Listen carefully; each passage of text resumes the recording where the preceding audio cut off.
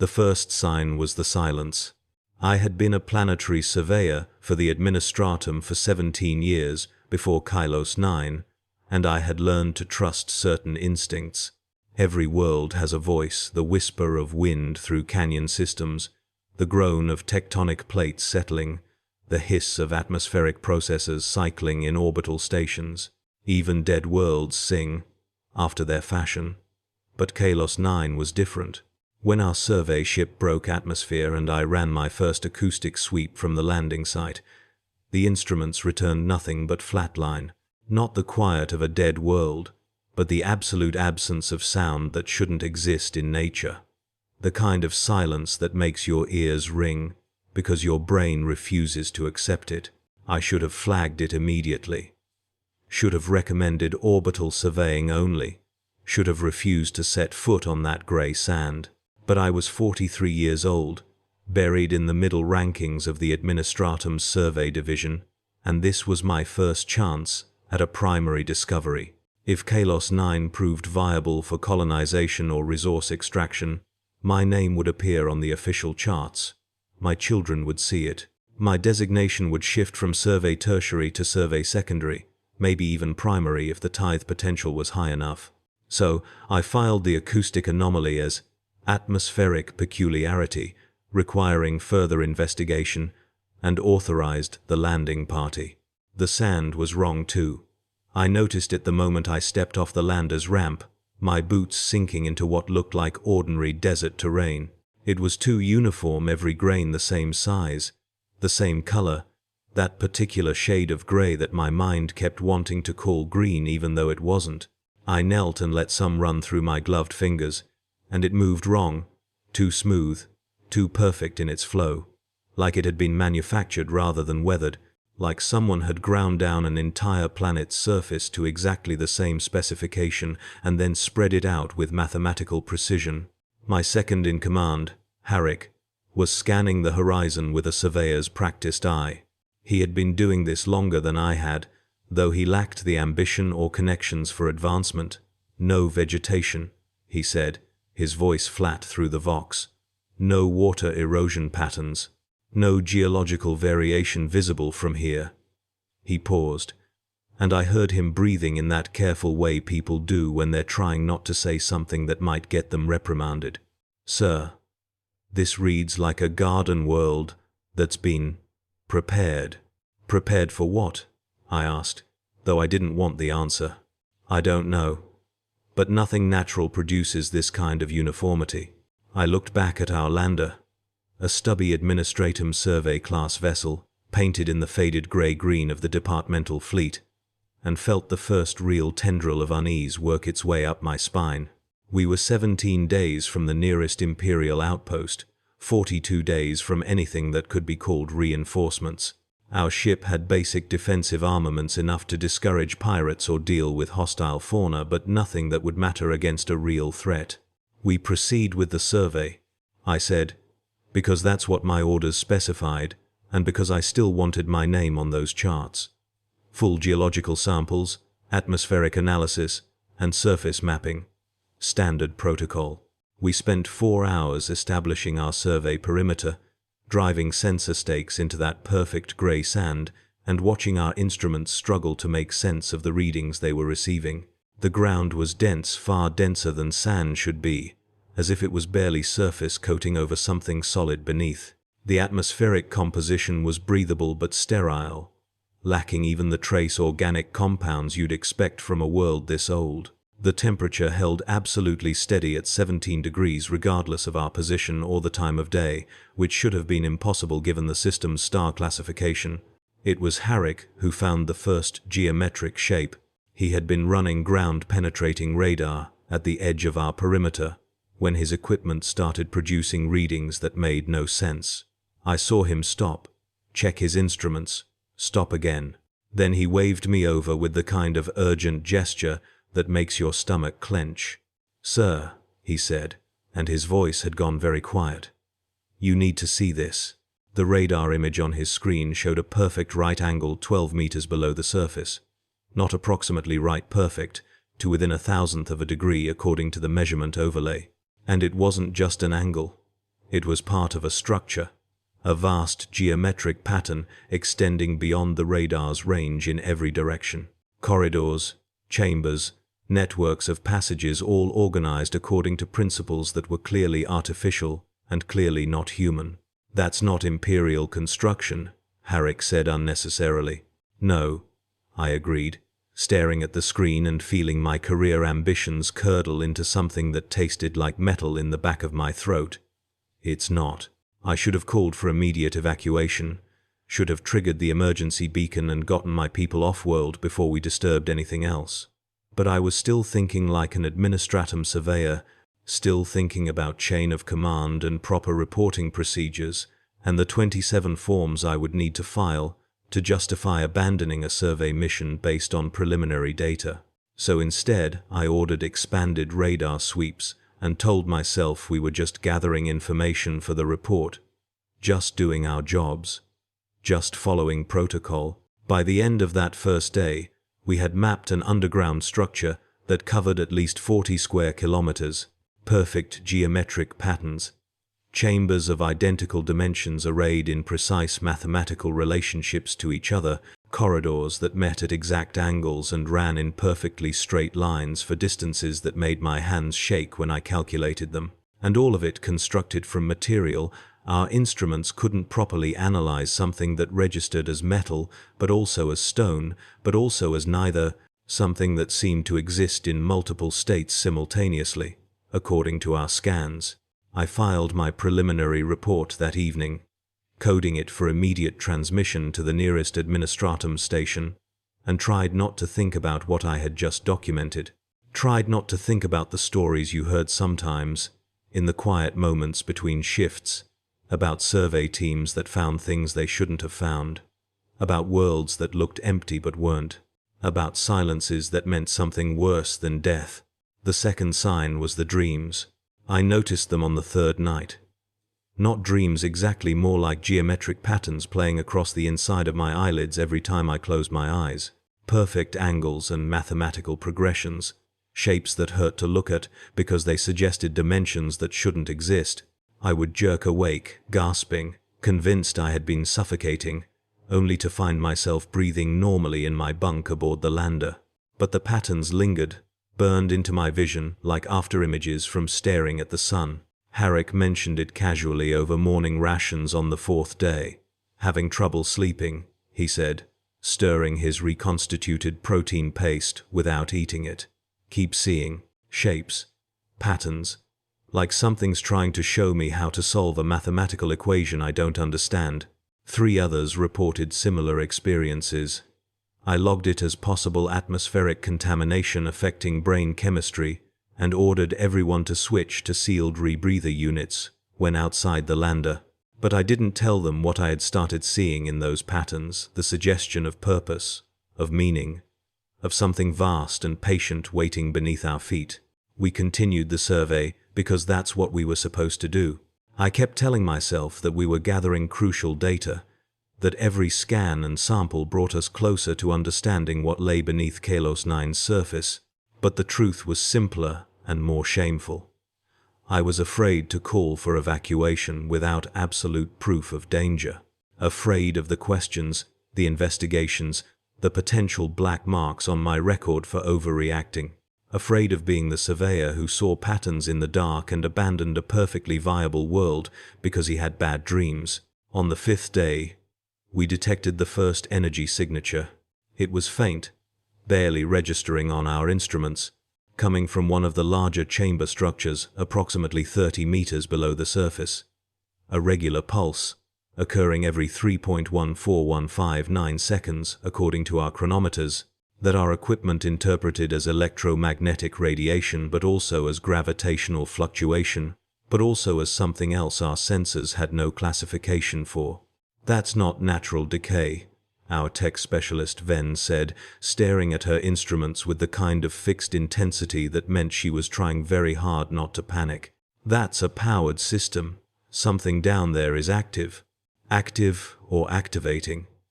I asked, though I didn't want the answer to that question either.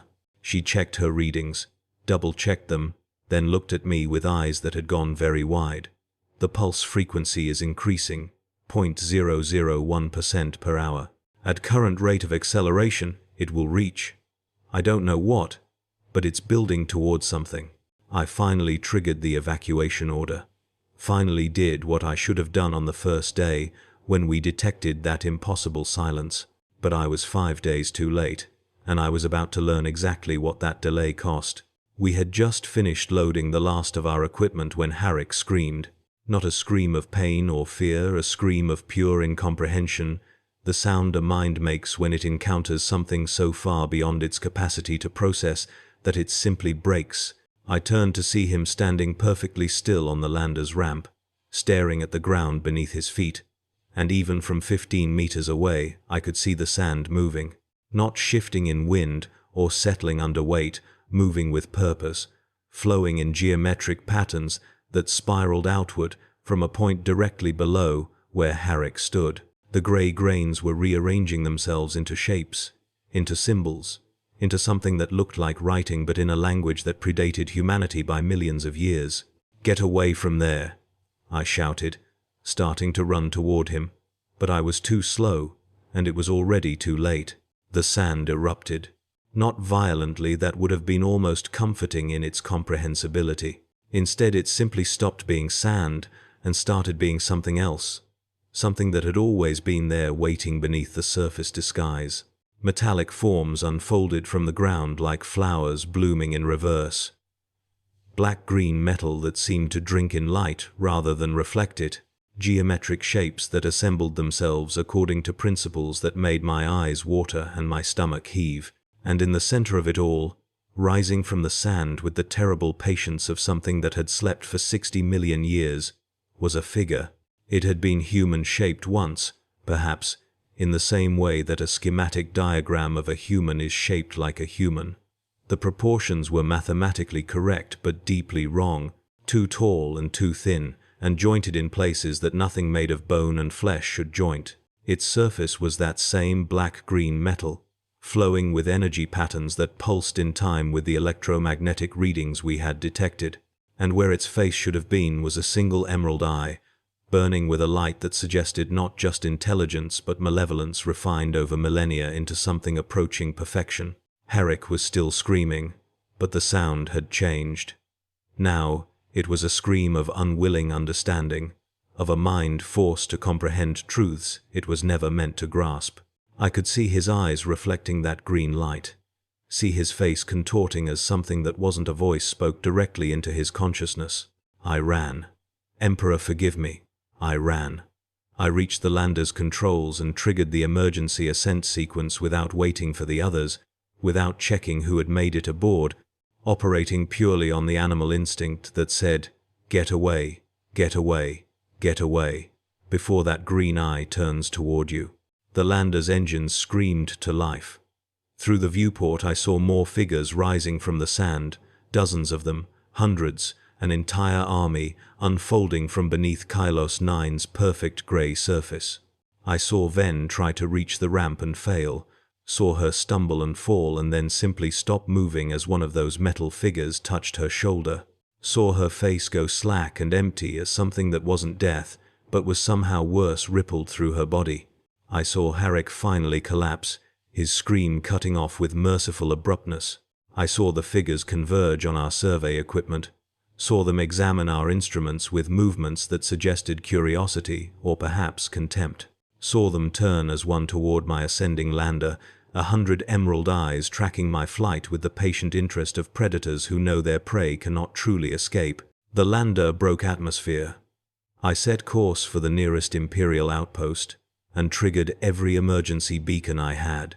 Then I sat in the pilot's seat and shook for 3 hours straight, unable to stop seeing that green eye, unable to stop feeling the weight of that ancient intelligence pressing against my mind.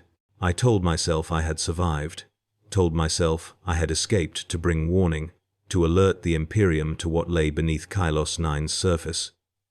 Told myself I had done my duty, but I had started dreaming again. Geometric patterns, perfect angles, mathematical progressions that suggested purposes beyond human comprehension. And in those dreams, I could feel something vast and patient waiting. Not waiting for me specifically, I was far too insignificant for that. Waiting for something larger, something that would justify awakening after 60 million years of sleep. It took 9 days to reach the Imperial outpost at Helios Station. 9 days of those dreams growing more intense, more detailed, more insistent. 9 days of watching my instruments and seeing nothing in pursuit, nothing following, because there was no need to follow, because I was already marked, already contaminated by what I had seen, already becoming something other than what I had been. The station commander was a Lord Captain named Thrace, a career Navy officer with the kind of weathered competence that comes from 30 years of frontier service. He listened to my report with increasing alarm, his face settling into harder and harder lines as I described the figures, the structures, the impossible geometry of what lay beneath Kalos 9. Necrons, he said when I finished, and the word fell into the room like a stone into still water. Emperor's mercy, you found a tomb world. I didn't know the word then. Didn't understand what it meant, what I had stumbled into. But Thrace did, and the fear in his eyes as he explained it to me was worse than anything I had felt on Kalos 9's surface. They were an ancient race, he told me. Older than the Imperium, older than humanity's first civilizations, older than our oldest myths. They had ruled the galaxy 60 million years ago, had fought wars against gods and won, had commanded technology so advanced it made our greatest achievements look like children playing with blocks. And then they had gone to sleep, entombing themselves beneath the surfaces of thousands of worlds, waiting for some predetermined signal to awaken and reclaim what they had once ruled. You disturbed their rest, Thrace said, and there was no accusation in his voice, only a kind of exhausted inevitability. Your presence, your scans, your instruments probing into their tombs, it triggered their awakening protocols. They're rising now, not just on Kalos 9, but on every tomb world that shares their network. You've potentially activated an entire dynasty. I didn't know, I whispered, but the excuse sounded hollow even to me. No, he agreed. You didn't. But that won't matter to the billions who die when they fully awaken. He sent immediate word to Sector Command, calling for everything battle fleets, Astartes chapters, inquisitorial investigation. The response came back within 3 days. Quarantine protocols established. Kalos 9 system designated Perdita class. Total navigation ban for all Imperial vessels. Exterminatus authorization pending review. They were going to destroy the world. Turn it to ash and molten slag, hoping to stop the awakening before it spread. It was the only response that made sense when facing a threat that ancient and implacable. Better to lose one world than risk an entire sector. But I kept dreaming, and in those dreams, I could feel Kalos 9's tomb waking. Could feel the figures we had disturbed, spreading through the underground structures, reviving their sleeping kin, activating systems that had lain dormant since before human history began. Could feel the electromagnetic pulses growing stronger, faster, building towards some critical threshold that my mind translated as countdown, even though I didn't understand what event it was counting down to. I was in Helios Station's medical bay when the first reports started coming in. Not from Kalos 9, that system was under total communication blackout, but from neighboring systems, from worlds 50 light-years away, from places that should have had no connection to what I had found. Identical energy signatures. Identical geometric patterns appearing on scanning equipment. Identical underground structures detected on worlds that had been surveyed and settled decades ago. Structures that had somehow remained hidden until now. They're networked, Thrace explained to me, his voice gone grey with exhaustion and fear. The tomb worlds, they communicate with each other through means we don't understand. Your survey team's intrusion sent a signal through their entire dynasty. They're all waking up now. All of them. I counted 17 confirmed tomb world detections in the first week, 23 by the second week. By the third week, the reports were coming in too fast to track, and Sector Command had stopped pretending this was a containable situation. The Imperium's response was predictable and terrible. Battle fleets deployed to destroy awakening tomb worlds before they could fully activate. Entire systems evacuated and cleansed with cyclonic torpedoes. Billions of Imperial citizens relocated from worlds suddenly discovered to have been built atop ancient Necron crypts. The human cost was incalculable, the resource expenditure catastrophic, and all because I had wanted my name on a chart. I was questioned 17 times by 17 different branches of Imperial authority. Administratum efficiency, investigators trying to determine if I had followed proper survey protocols. Inquisitorial acolytes searching for evidence of heresy or corruption. Military intelligence officers mapping the pattern of tomb world activations to predict where the next detections would occur. They all asked variations of the same question. Why didn't you recognize the danger? Why didn't you evacuate immediately? Why didn't you save us from this? I had no answer that satisfied them. Had no answer that satisfied me. On the 47th day after I escaped Kalos 9, the dreams changed. They became clearer, more focused, as if something that had been trying to communicate with me had finally found the right frequency. I started seeing not just geometric patterns but actual images, the tomb worlds as they had been when they were first built, when the creatures that became the Necrons had been flesh and blood, when they had made their choice to abandon mortality for the cold perfection of living metal. I saw their civilization at its height, vast and terrible and beautiful in the way that mathematics is beautiful, pure, absolute, unburdened by the messy compromises of organic life. I saw their wars against races whose very names had been erased from reality. I saw their decision to sleep, to wait out the ages until the galaxy had forgotten them and could be reclaimed with minimal resistance. And I saw what they intended now that they were awaking. Not conquest. Exactly. That implied opposition. Implied that the current inhabitants of the galaxy were significant enough to resist. What I saw in those dreams was more like reclamation, like someone returning to a house they had owned and finding it infested with vermin, with squatters who had to be cleared out before proper order could be restored. The Imperium wasn't an enemy to the Necrons, it was an infestation, a temporary inconvenience to be systematically eliminated. I tried to explain this to the Inquisitor who interviewed me on day 53, a woman named Khalsa whose augmetic eye glowed with the same green as those figures I had seen on Kalos 9. I don't think she believed me, but she listened with the kind of terrible patience that made me understand she had seen things just as incomprehensible. "You've been marked," she said when I finished describing my dreams, touched by their awakening consciousness. "It's rare but not unknown. The tomb worlds sometimes imprint on those who disturb them, use them as observational relays to monitor the galaxy's current state." "Can you stop it?" I asked, though I already knew the answer. No. The connection exists outside the bounds of what we understand as communication. It's not technological, we could jam or block that. It's something more fundamental, woven into the fabric of reality itself. She studied me with her mismatched eyes, one human brown, one augmetic green. "But we can use it. You can help us understand them, predict their patterns, identify weak points in their awakening process. And if I refuse, then you'll spend the rest of your life dreaming their dreams, watching them reclaim the galaxy piece by piece, knowing you could have helped stop them. Is that what you want?" It wasn't, of course. So I agreed to help. Agreed to let them hook me up to their cogitator arrays and recording equipment.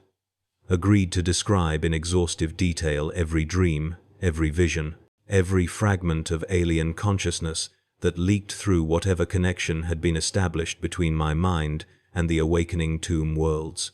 I became a tool, a sensor, a living warning system for Imperial forces fighting a war most of the galaxy didn't even know was happening. They moved me to a secure facility on a space station whose designation I was never told, a place that existed somewhere outside the normal chain of Imperial command.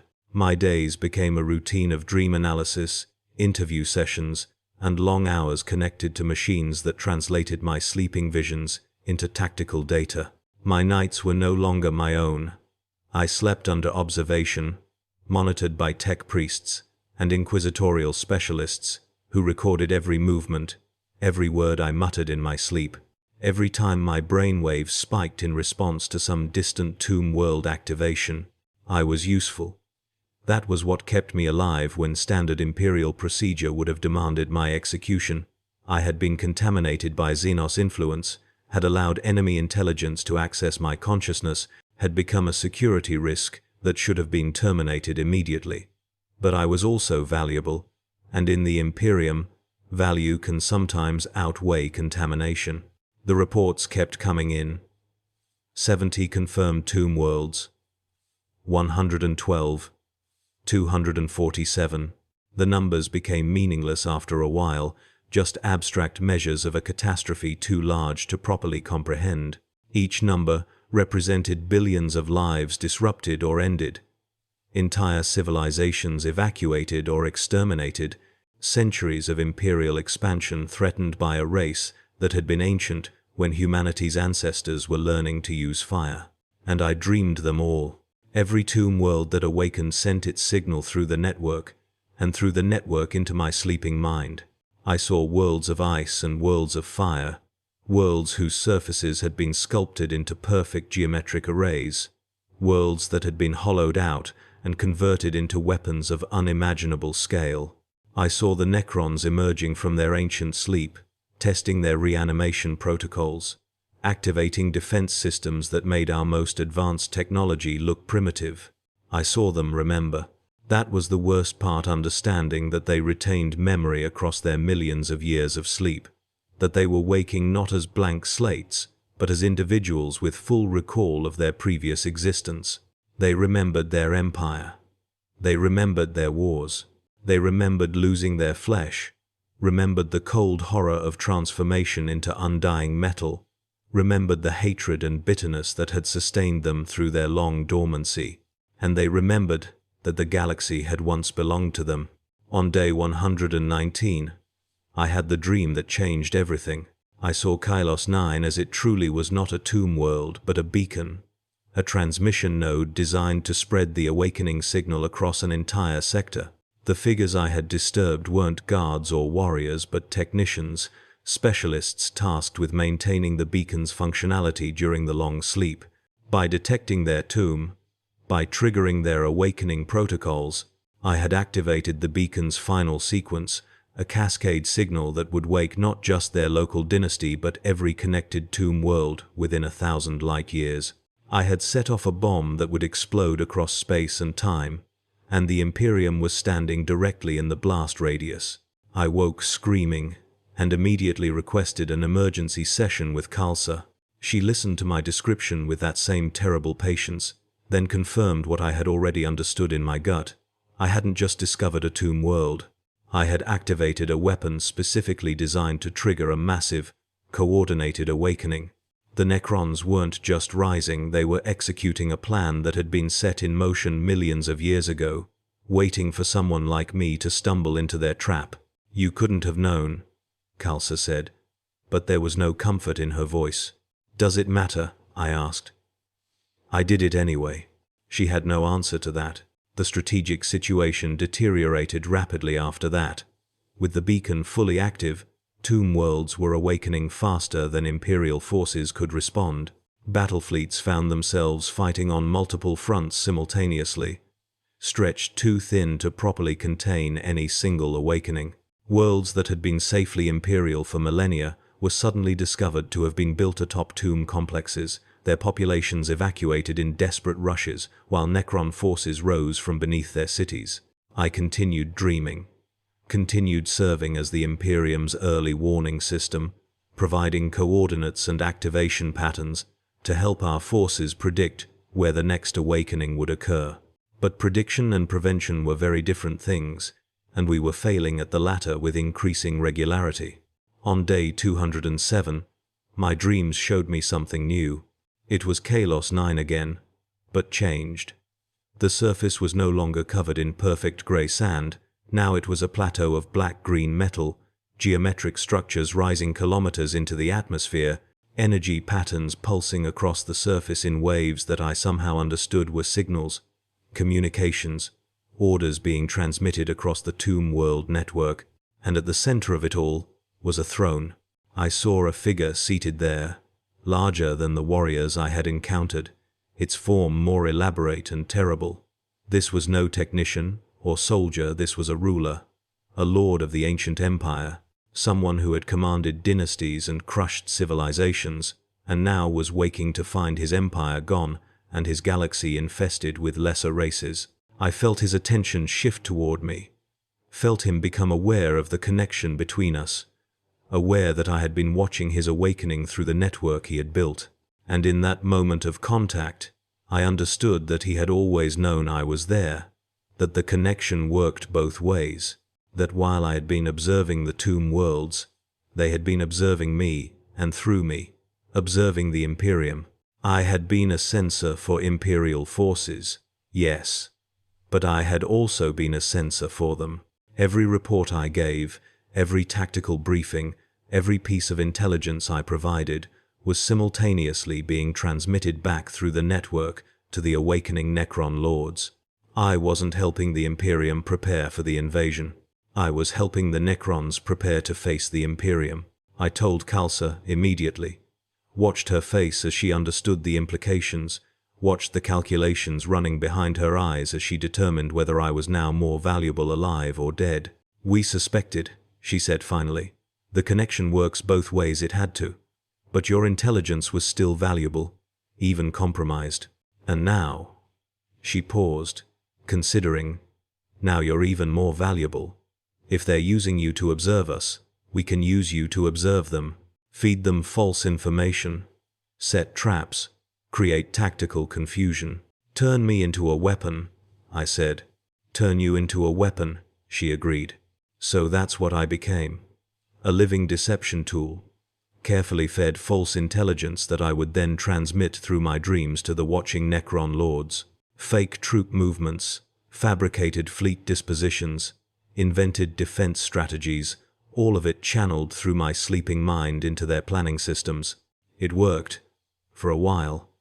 Imperial forces won several engagements that they should have lost, caught Necron forces in vulnerable positions, disrupted awakening sequences before they could complete. The deaths slowed.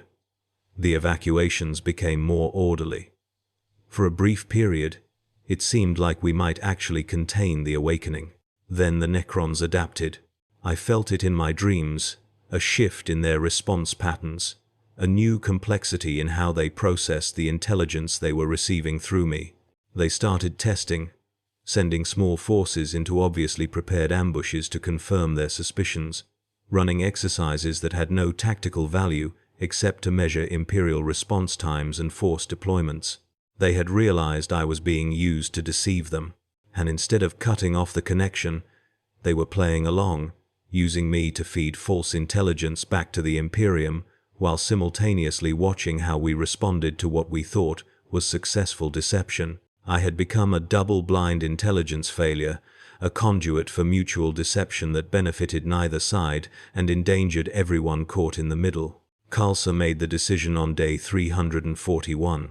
"We're severing the connection," she told me, her voice carefully neutral. "Or trying to. The tech priests believe they can perform a lobotomy that will preserve your basic function while eliminating the dream interface. You'll lose some memory, some cognitive ability, but you'll be free of them. And if it doesn't work?" I asked. "Then you'll die during the procedure. But you'll die free." I agreed, of course. What else could I do?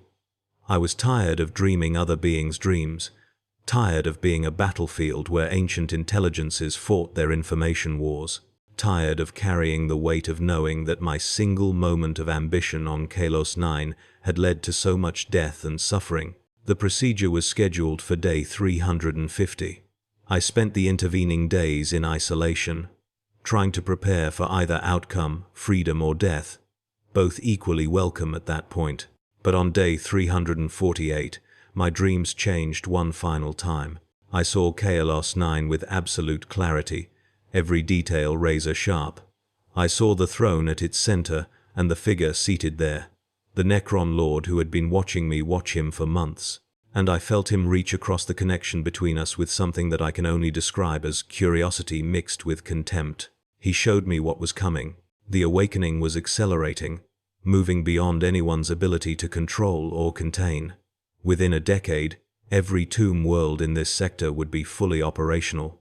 Within a century, the Necrons would have rebuilt enough of their ancient empire to challenge the Imperium directly. Within a millennium, they would be the dominant power in the galaxy once again, and there was nothing anyone could do to stop it. The awakening had reached critical mass, become a self-sustaining cascade that would continue regardless of Imperial intervention. Every tomb world destroyed just made the survivors more cautious, more difficult to locate. Every battle won just taught them more about current military technology and tactics.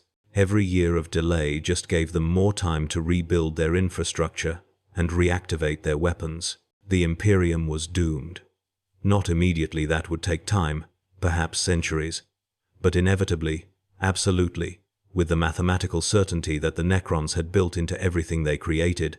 He showed me this not to gloat, exactly, more to observe my reaction, to study how an individual human consciousness responded to the knowledge of inevitable extinction. I was a specimen to him, a data point in his re-education about the current state of the galaxy.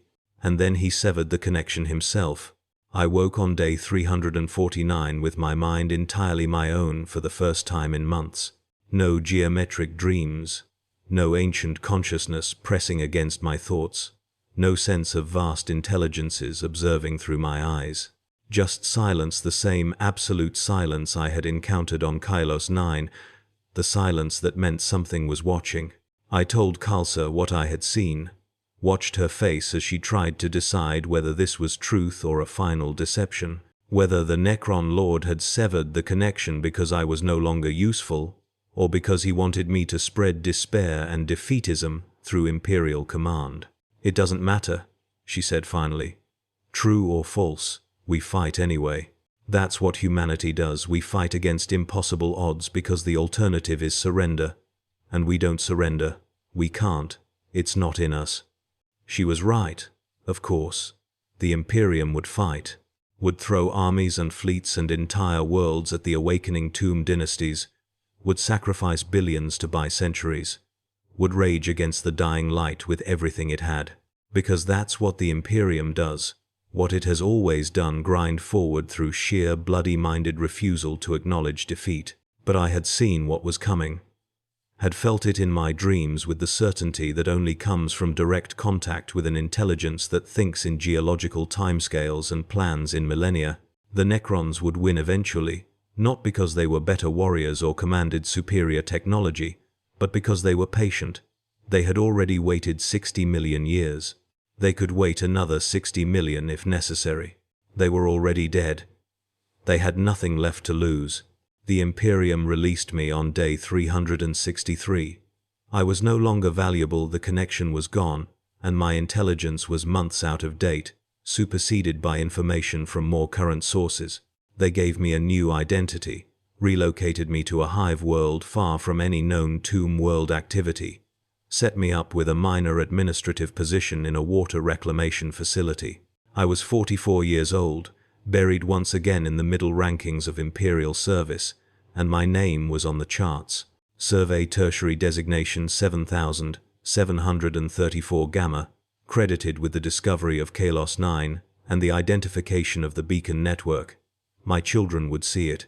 Future generations of surveyors would read my case study, learn about the protocols I had violated, understand the cost of my ambition.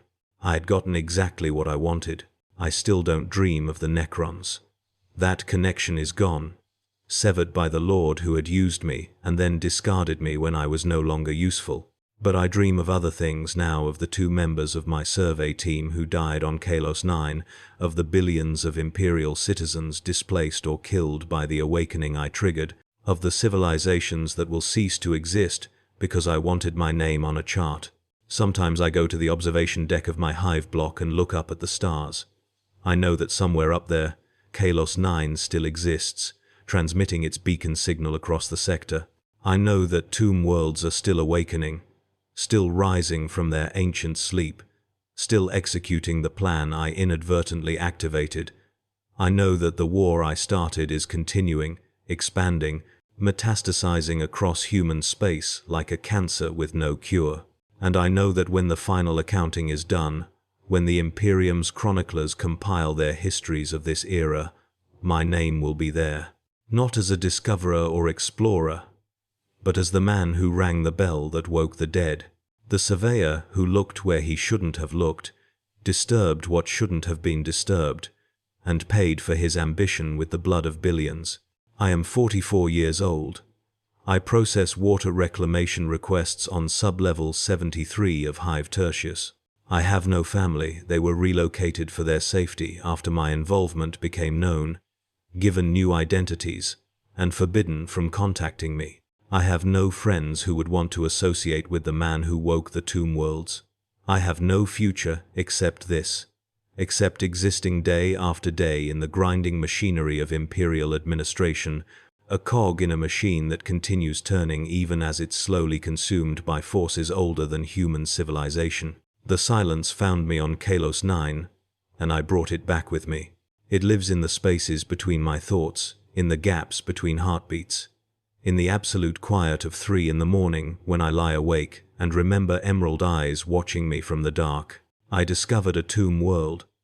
I learned what happens when you disturb something that was meant to stay buried, and I'm still learning it. Will continue learning it every day for the rest of my life, however long or short that might be. The silence is patient. The dead are patient. They've been patient for 60 million years. They can wait a little longer.